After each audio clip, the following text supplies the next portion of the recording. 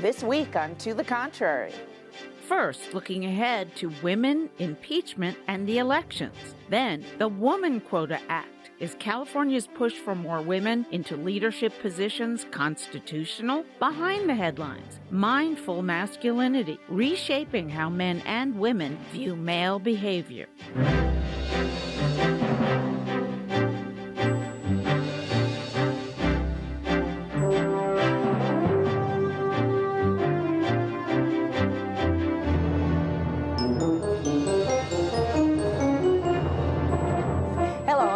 Bay. Welcome to the Contrary, a discussion of news and social trends from diverse perspectives. Up first, women weighing in. As Congress heads back for the new year, we still don't know when President Trump's impeachment trial will begin in the Senate. What we do know is the country is split on impeachment. But when you look at the breakdown between men and women, there's a giant gender gap. A CNN poll found 61% of women in favor of impeachment, in contrast with 40% of men supporting impeachment. And it appears, no matter what happens in the Senate, that divide could produce an historic gender gap in the 2020 election. An analyst examining recent CNN polls found at least a 25-point gap in matchups between the leading Democratic candidates and Trump. When it's Trump versus Vice President Joe Biden, the gender gap jumps to 34%, which combines Biden's 24-point lead with women and Trump's 10-point lead with men. So, Congresswoman Norton, will white women without college degrees who went for Trump in 2016 break over finally and go for the Democrat in 2020? Well, given what's happened in the last 3 years, being a white woman without a college degree shouldn't keep you from factoring in Trump's reputation for sexual assault, not to mention sexism, before going to the polls this year. No, they're going to stick with him. In fact, we're going to get a lot more of the college educated than you expect, and suburban women. What poll is showing that? Well, the poll of donations. We actually have Trump receiving more donations from suburban women than the Democrats are. No, they're not going to split. They're going to stick with their husbands and stick with Donald Trump. It fully depends on who the Democrats elect. If it's Joe Biden, then yeah, you know what? I think maybe you could overlook the longest bull market in history, our tax cuts working out spectacularly, foreign victories. I think you could maybe overlook those and think a return to normalcy campaign. Joe Biden, if he was running for the third term of Barack Obama's presidency, people liked Barack Obama. If it's Elizabeth Warren, if it's Bernie Sanders, absolutely not. Now, back to your point, though, you sound like they're already breaking towards he's lost more than 10 or 15 percentage points of white women without college educations. So that's sort of amazing. They're at this point anyway, and of course, no polls mean anything right now, and even the day before the election last time, no polls meant anything. So, for them to break over from 15, 20% to down to 5% for Trump is pretty amazing, is it not? It is if we're measuring this point in time, but I think even if you look at the very last election, the 2018 election, we really did not see that kind of fragmentation among white women without college degrees. And so I just really can't see that in a presidential. Well, wait a minute. They're breaking with their own husbands. They're breaking with their families. We're seeing men's support for Trump remains stable. There is no way you cannot associate that with something that Trump has done. College, uneducated white men remaining stable. We're talking about college uneducated. That's the pool we're in now. And they are remaining where they were, whereas in their families, the women have substantially decreased their numbers. Whether that show up in the poll, I don't think any of us at this table knows. They're lying to the pollsters. We're fine with women. It's gonna be fine. Not suburban women. Let me finish. Suburban women continue to be a challenge, but ultimately, we saw this back in the 80s. Reagan has this huge gender gap. They'll never go for him, and blah blah blah. And it closed at the end because women seek two things: security and jobs. for their families. And Trump's going to deliver both, and he's Well, delivering both. actually, the women without college educations know that the new jobs that are being created have no vacation pay, nothing but maybe 40 hours guaranteed. That's without not any true. It is. No, Look it at isn't. Look at No, it isn't. I just They have- did a story about the impact, a half-hour documentary about the impact of certain factors on low-paid jobs in this country. They have no benefit. First of all, they're being beaten out by immigrants, both legal and illegal, who come in and will take below minimum wage. And when they get these jobs, it's hourly, and maybe next week you get 30 hours. They're not real jobs And they have as more, we think of them. and they have more new jobs to choose from over and above those. We are Absolutely not. at the lowest unemployment rate in half a century, and the greatest increases in wage gains are coming for those who are the lowest income. Right. That's where all the wage. In places where a $15 an hour wage has been instituted. Let me tell you That- something. that data does not bear out. In Morton, Mississippi, where they raided a chicken processing plant, 3 of them actually, in central Mississippi this summer. They took out the Hispanics who were here illegal. It was on the front page of the New York Times. I'm not making this up. It was a week or 2 ago. And the African Americans who were making $4 an hour in the restaurants took the chicken processing jobs because they were paying $11 an hour. No benefits, no vacation pay, nothing. These are what are passing for jobs in America today, and it's why we have income inequality. And these are better jobs than we've had at any other point, in any other place in human history. I think this idea that everyone is entitled to X amount of vacation and paid family leave and employer-sponsored health care, this is just, it is a level of even if you modern forget privilege. even if you forget all of that, people are entitled to a wage where they can take care of themselves and their children. And right now, the jobs that are being produced at the lower income scale, especially the ones that are replacement jobs for jobs that have disappeared, don't even begin to meet those wage scales where they were. And so families are not able to support a family on a 30-hour week making 10 or 11 bucks an hour. They have to work 2 jobs. Multiple people in the families have to work 2 jobs. And so this idea that somehow those are jobs that are going to sustain the economy, they simply are not. But see, what I see from people without a college degree who are being hit hardest, who have the highest unemployment numbers. If you take everybody in the labor force, meaning every able-bodied person between the ages of 16 and 64, there are 45 million of them out of the workforce long term. And those, I think, are the people who are seeing that the economic impact of this administration has been There's starting. Wait. No, that's just not. economic wait a impact minute, of this. That's just not true. It is everything that I have just said not- is true.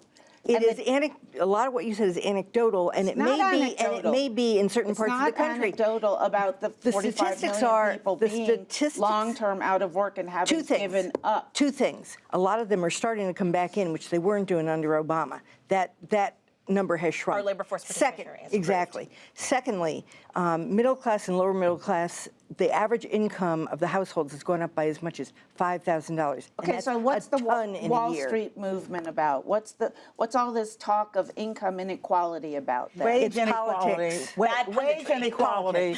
It is true that there has been a slow rise in wages. For but the first time in decades. Wage inequality is what is driving this economy.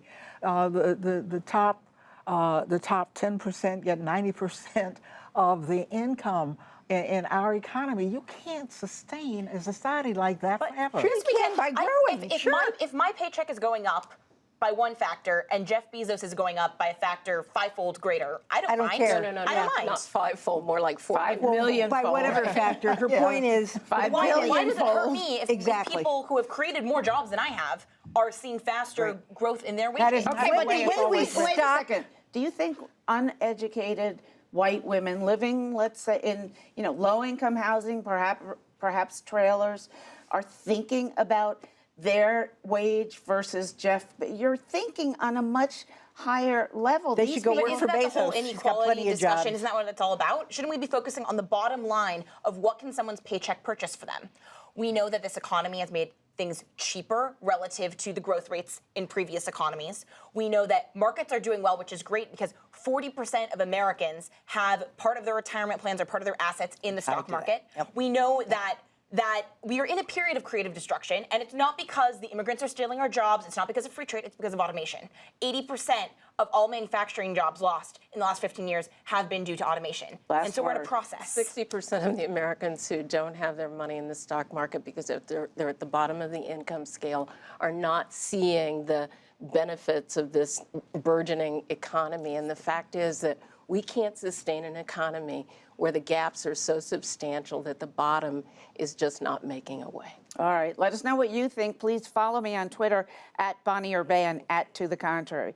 From women voters to women in the boardroom. A California law setting up quotas for women on boards of directors is being challenged as discriminatory on the basis of sex. The law says every company in the state must have at least one female director serving for at least part of the year. The Secretary of State will publish an official list of companies that failed to comply. Those that didn't will have to pay a $100,000 fine per violation. The lawsuit is being brought by a male shareholder who says the law infringes on his right to choose the best candidate. All right, so is this a good idea, do you think? Will California be ahead of the nation in terms of women on boards? Having women on boards is good for business. And, you know, they said during the crash of 2008 that if more women had been on the financial corporate boards, we wouldn't have had the crash because they wouldn't have made the stupid decisions with derivatives and other investing that got them in trouble. So I think it can be a great thing. Is it discriminatory? That's odd. You'd have to say all quotas are discriminatory then and outlaw them all. what the But Supreme you Court belong to the said. party that says that all the Supreme Court time. said that. Oh, I know. I know. No, I know Republicans are not generally for quotas. You asked if they'd be good. They're good for business, yeah. Well, whether they're good for business or not, they may not be constitutional.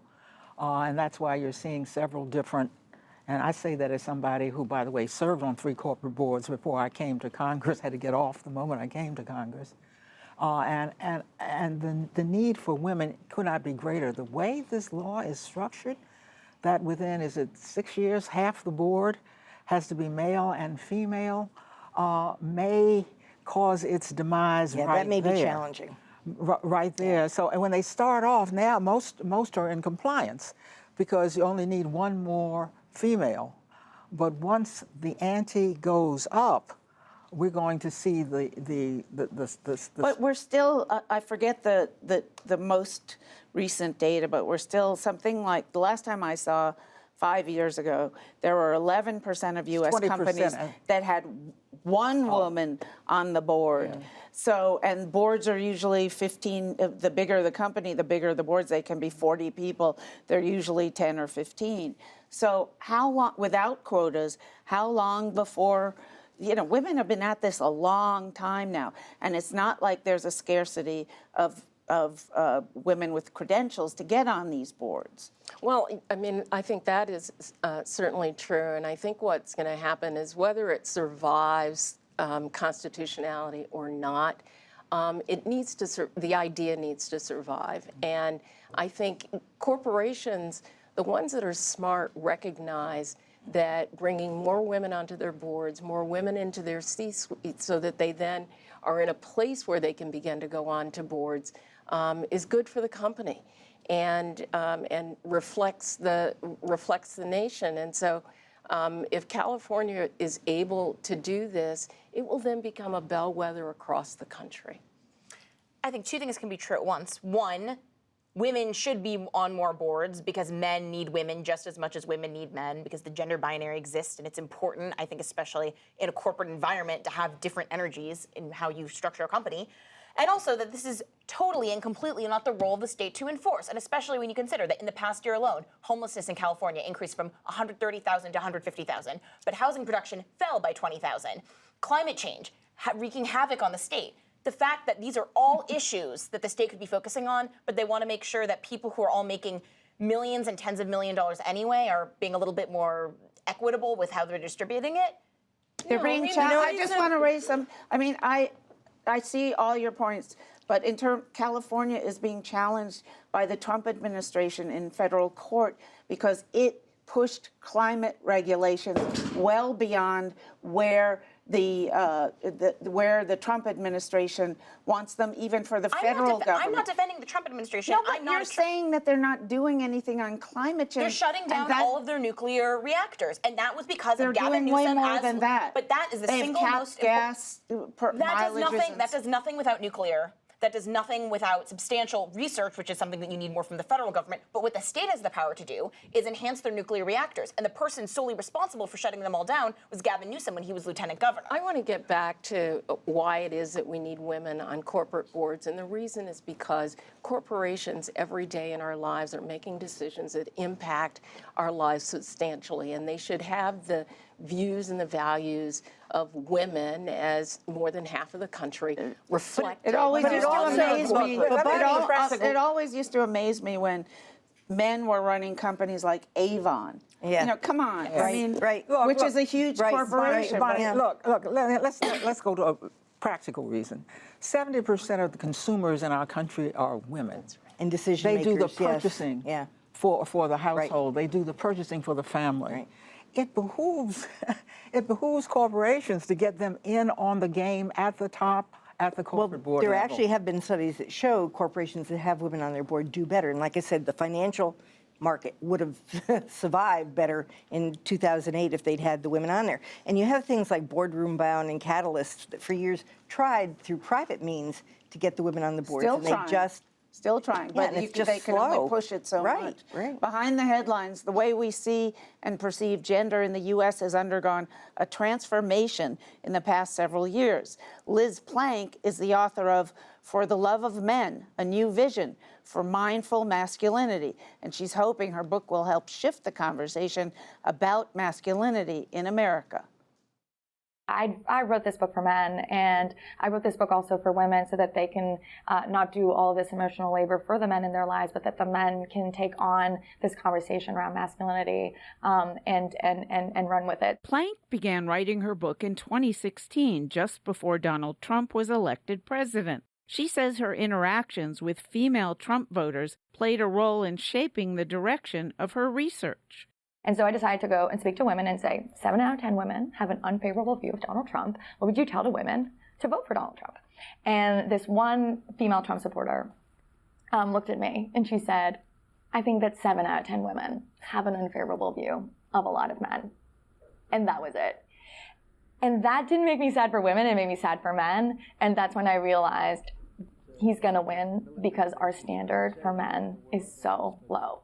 That a man like Donald Trump, who, in my opinion, but I think objectively speaking, ticks all of the boxes of this really unhealthy, idealized masculinity that we have in our society, that's who we view as a strong man. In order to understand how men view their masculinity and the factors that shape masculinity, Plank interviewed men from various walks of life.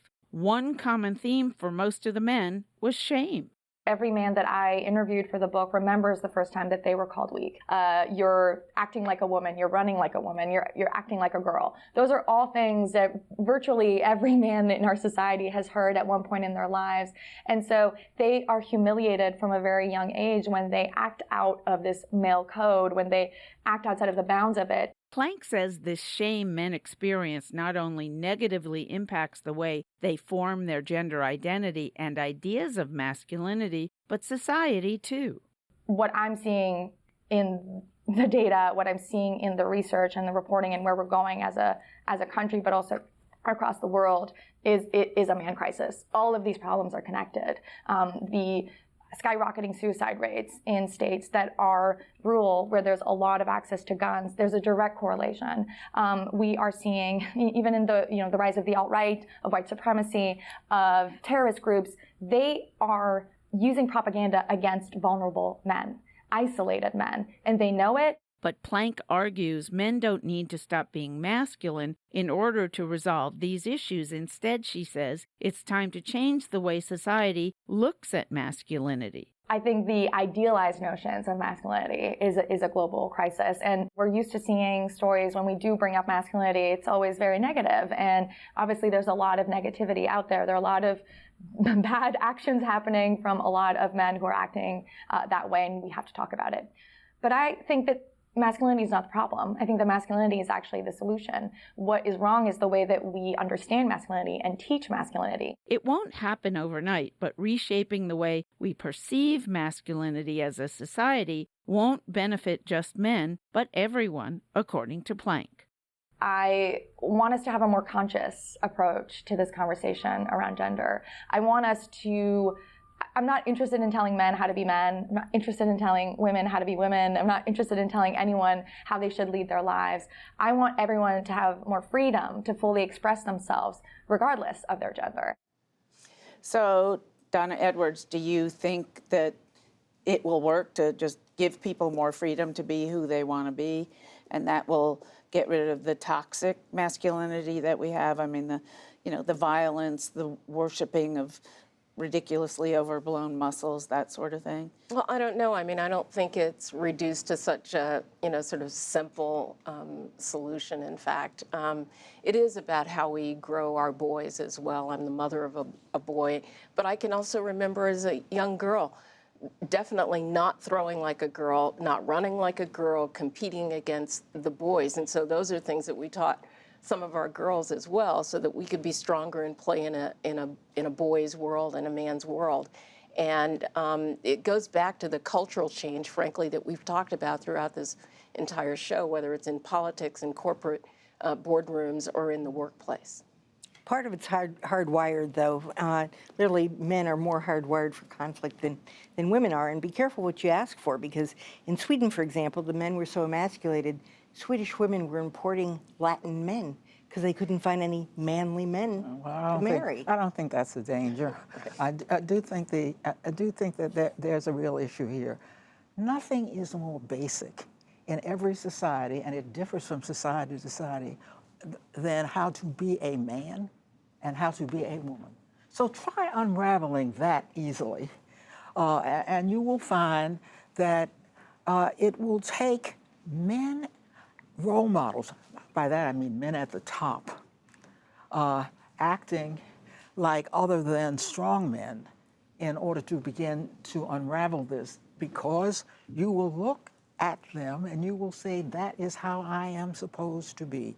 It would be very helpful to have a president more like Barack Obama at the top, a family man with his daughters, with a loving wife, than to have Donald Trump of 3 wives and every day going at people in the most outrageously obnoxious ways, turning people off, turning off men, turning off women. So I do think the role models, the people at the top, they don't have to be president. They are the people you come in contact with. They need to help bring the change. This can't go from the bottom up. I mean, I do agree with a note about Obama, but this problem didn't begin in 2016. Donald Trump is just a product of a culture that has celebrated salaciousness, that has celebrated adultery, that has celebrated promiscuity, that has celebrated shallowness. He's a guy from Queens. Yeah, no, and so, but we have not. That's not fair to everybody else. He's a guy from Queens. The issue is that, of half of the presidents of my lifetime have publicly and flagrantly cheated on their wives. That's not a very good model of masculinity. True. And I think in the correct and noble goals of feminism, a lot of which I agree with its progress, I think instead of letting women have the standards and the freedoms and the responsibilities that men had, and instead of bringing up both, they're just kind of a relaxation of, you don't need to have so much responsibility to your spouse. You don't need to focus on building a family. There was so much that was just lost culturally that now these men are single, sexless, jobless, and alone, precisely in the parts of the country that she's talking about. And it can be blamed on a lot of things. It can be blamed on the government rendering fathers very useless when it comes to a lot of homes. It could be rendered by men being poor role models for themselves. 15 seconds to respond. Yeah, and it's hard to respond, but here's the thing, that we do need a serious cultural change when it comes to men being part of our partners in redefining and re-examining masculinity. I would love to see the same book written by a man that men can read and look up to about how to redefine masculinity. All right, and I'm sure it's out there somewhere. We'll look for it. That's it for this edition. Please follow me on Twitter and visit our website, pbs.org/to the contrary. And whether you agree or think to the contrary, see you next week. I have a woman that works for me consciously kept me in war, away from guns, away from anything else that we would violence and all that. And had a little girl.